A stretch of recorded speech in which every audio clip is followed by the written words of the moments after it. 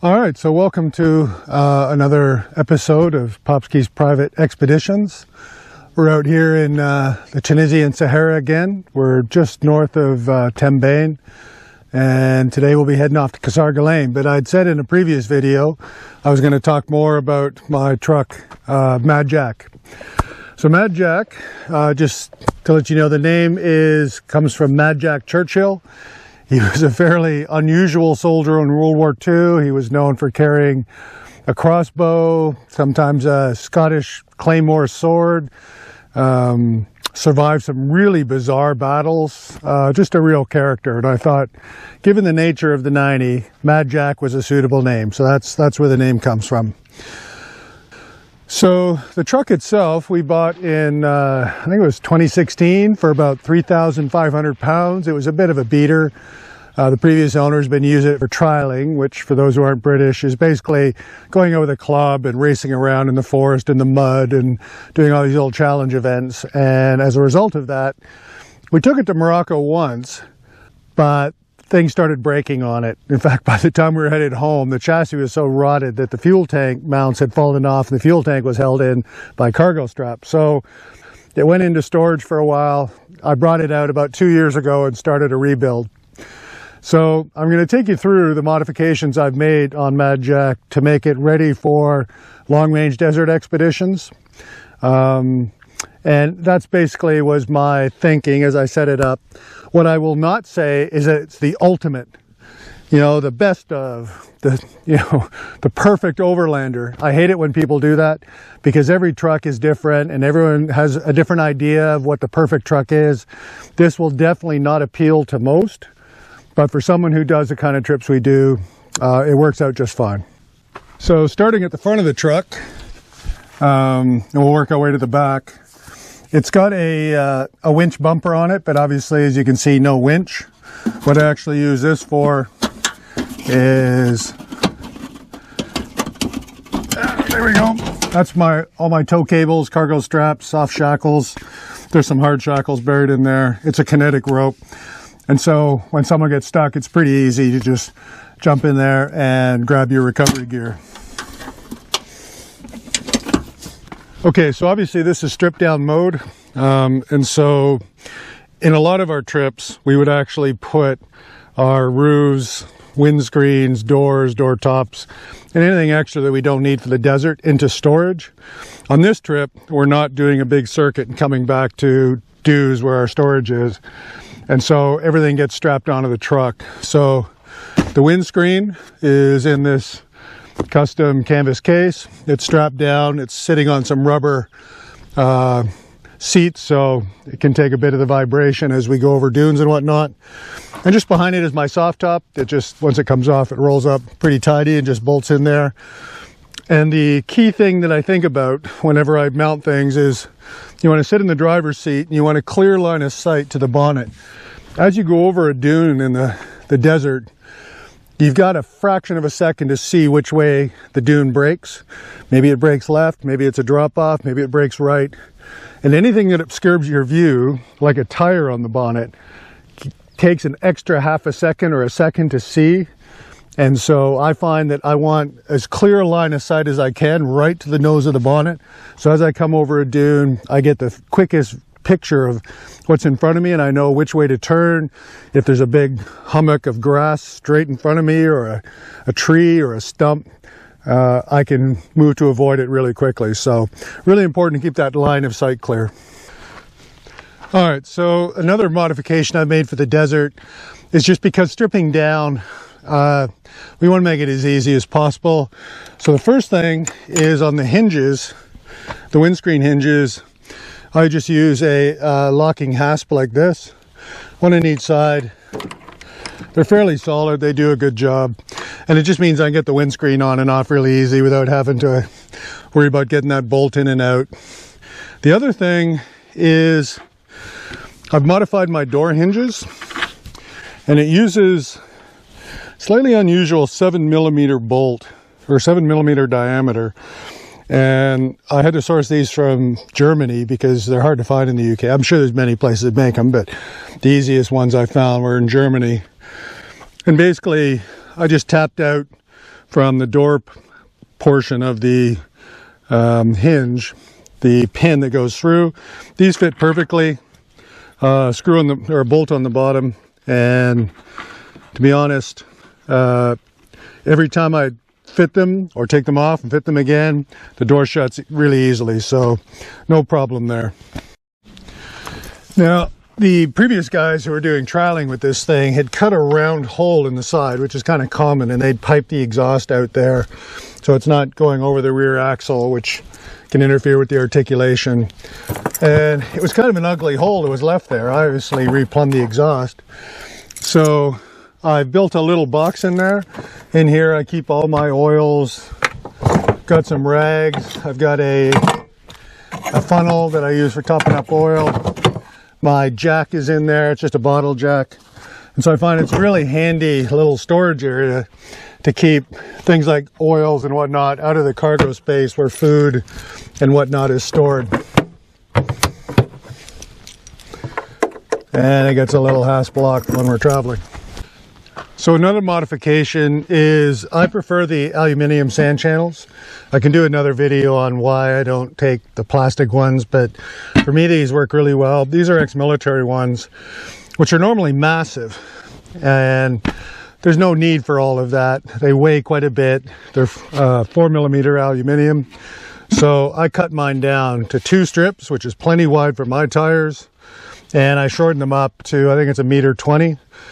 And then they just mount in a little bracket, but when not in use, I've just got a cargo strap with a little snap link that I can quickly get off if I actually want to use them to recover a vehicle. And so that's a cooking surface, or just a surface to work on parts or to lay out your gear at the end of the day. So it's the same on both sides. And you can probably also see here I've got a couple of shovels just mounting in either side, so they're easy to grab when you're recovering. And yeah, so on the back deck there, you can see this is the wing mirrors that go on the doors. When they're back on, they're a bit bigger than the little ones that are just bolt on that I use when I'm off-road or when I'm stripped down. There's a rucksack on either side. That's our personal kit. We got a big tent on this one, so that's the tent just sitting there. In here, custom pouch with the doors, so they're strapped up inside here, and these are the mounts that go across the top from the roll bar to the windscreen and frame in the doors when the doors are on. And we're running, there's my CB antenna up at the top. It's got a little red flag for driving through the dunes. So around the back, spare tire, we're running Falcon Wild Peak AT3s. These are the light truck version. They're 235 85 R16s. We find these are an excellent tire for the desert, and they're not very expensive. And I've talked about it before, but what you want is something without a really aggressive tread pattern, especially the big side lugs that just dig holes in the sand. So in the back, first thing we have, I'll just turn the camera a bit, is here's my garbage bag. We try not to take tin stuff or anything that bulks up. We don't take plastic water bottles to the desert. We use a Lifesaver jerry can to filter local water because if you've ever been to North Africa, there's garbage everywhere, and we just don't want to contribute to it. Second little pouch here, this has mostly just assorted cargo straps in case we lose one and we need to strap something else down. So that's the back.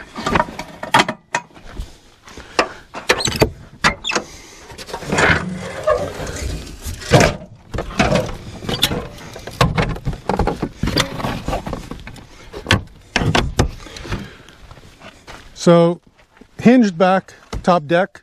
It's got a little night light in here if we need it. And we do this mainly for security. I don't worry about security here in North Africa. I've never had anything stolen. Mostly coming through France and Spain when we're parked up outside a hotel in a town, just to keep all of our gear in the back secure. So in the back of the truck, we've got, this is our ready water. So every morning it's 5 liters, and this is our drinking water for the day. And it just allows us to quickly fill up our water bottles, which are in the cabin. Or if we want to stop and rear up. So this is easy to get at because the jerry cans are buried further back. I'll show you those in a minute. First aid kit, got a lot of stuff in here, a lot of bandages, various drugs, paracetamol, the usual stuff. There's a little minor surgical kit if someone had, you know, a deeply embedded sliver or something. We're not doing any major surgeries out here. It's got some shears, face masks, lots of gloves. Got a tourniquet in the outside pouch. So the first aid kit, fortunately, we've never really had to dive into it other than for maybe a headache or a small cut. I cut myself the other day. In here is our double pumper air compressor. So we use it for tires. Mad Jack will be getting an onboard air system later this year before we go to Algeria, just to get some space in the back recovered, and I'll mount all that up front. So I've got these 4 custom boxes. One is the food box, that's where we keep all our rations. Cook box for stoves and pots and pans and kettles, and I normally would travel with a single burner Coleman because it's quite quick. We use Coleman fuel, burns clean, burns fast. Ray, my co-driver, has a jet boil he likes to bring along. So between the two of them, we're pretty much good for cooking.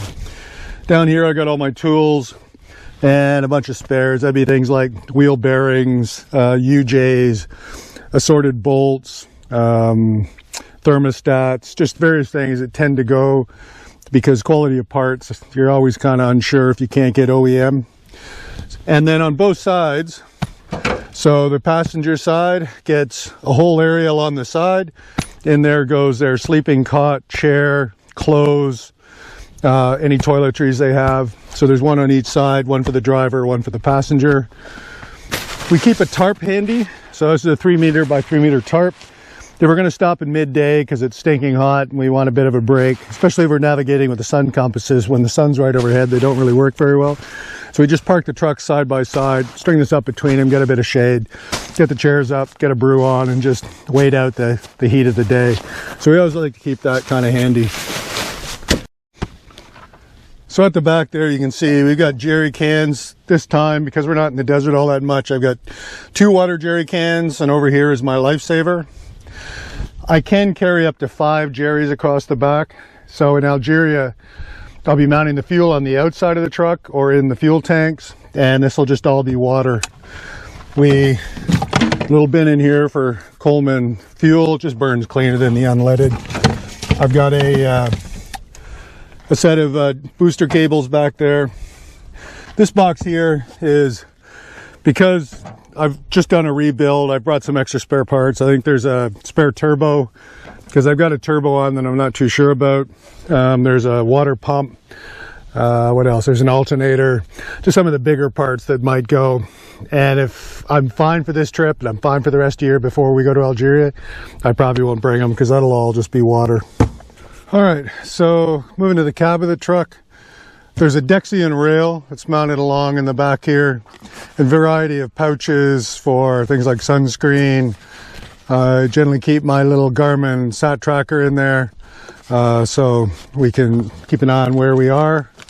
In here, head torch, water bottle. Got a dustproof and waterproof stereo here. I don't really use it that much, but sometimes it's nice to have some music. The door tops are in canvas bags that sit behind the seat, and they're kind of secure. And so there's a matching set of pouches for the co-driver and for the driver. So for security, the steering wheel comes off, and it's got a Optimil steering lock that goes over top in case I'm parked up in a hotel or something in France, or when it's back at home in the UK. Some other modifications. So it's got a CB radio. We use those when we're in the desert. It's got a CB speaker. Generally, while you're driving along in an open top, you can't really hear anything. So having a separate speaker that's a lot louder helps you kind of know when someone's calling you. A couple of grab bars for the co-driver. One here, one down here. Yeah, the battery sits in the center.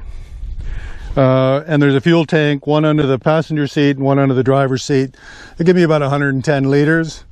And then when we go to Algeria, Wanis and Yao had jerry cans mounted one here and one on that side, kind of like the old Pink Panthers. And so we'll be mounting 2 jerry cans once the doors are off here and there, and that'll give us 150 liters, which should be good for Algeria.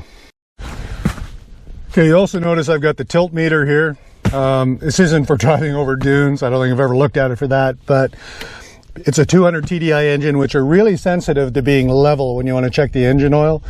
And so when I park up at night, I try to get it as level as I can. So when I check the engine oil in the morning before we set off, that I'm confident I've got the right one. I've actually had it sitting on a slight angle before, and because of the train not realizing it was an angle, and overfilled it, which is never a good thing out in the desert. So this just helps me make sure I know when it's level. So when I rebuilt Mad Jack, the first thing we started with was a galvanized chassis. I got mine from Richards, and it was brilliant. Showed up at my home garage, got dropped off, no problem. Everything fit perfectly, no adjustments. You know, the bulkhead went on, no problem. So thumbs up to Richards chassis. They did a really good job. The engine, looking a bit dusty at the moment, but it's Turner Engineering remanufactured 200 TDI, which I had done for me in 2024. So it will do another 20 years, hopefully. You can see, if you know the 200 TDI from factory, normally the air filter is tucked down in here. I don't really like that because it's too close, it's too low down. So I tend to relocate it over to a big open space in the engine bay. The only other real modification in the front is I've got a 5-liter oil can here where I keep my engine oil, just to keep it out of the back. And I'm going to try and get my onboard air system. This is too big. We don't really use it, especially with no windscreen. So that's going to come out. We're going to get a smaller one, and I'm going to try and put my onboard air system in that side as well. For the rest of the drivetrain, it's got a Range Rover rear axle, so that means it's got disc brakes all the way around. Just standard discs, nothing too fancy. I've just put in an R380. It had an LT77 before, so it's got a reconditioned, actually it's a new R380 gearbox, and a new LT230 from Ashcroft's with the limited slip center diff. Bit tweaky yesterday trying to get it to go into low range, so obviously I don't have the adjustment right, but it's in low range and we bash along, and I might do some adjustments on that when I get home. So anyway, that is Mad Jack, and it's going to be taking me to Algeria and probably some of our trips next year, while now it's the lightweight shimmy's turn to get a rebuild. I don't think I'll go complete rebuild as much as this, but it definitely needs some TLC after 4 expeditions, which isn't the kind of thing lightweights were really built for. And it's 45 years old, so it's about time. Anyway, so yeah, hope you enjoyed that. As I say, I'm never going to say it's the ultimate off-roading build, because to be honest, this is set up for one very specific purpose, long-range desert expeditions. But I have to admit, it's comfortable. The coil springs, the power steering, I'm starting to feel a little guilty because I'm actually enjoying this truck so much. And so I know that I'm not being unfaithful to shimmy the lightweight, but it's going to be a struggle now in the future once both are fully rebuilt to decide which one to take on a trip. So anyway, yeah, that's us. Hope you enjoyed that. If you have any questions, just let us know. All right, bye now.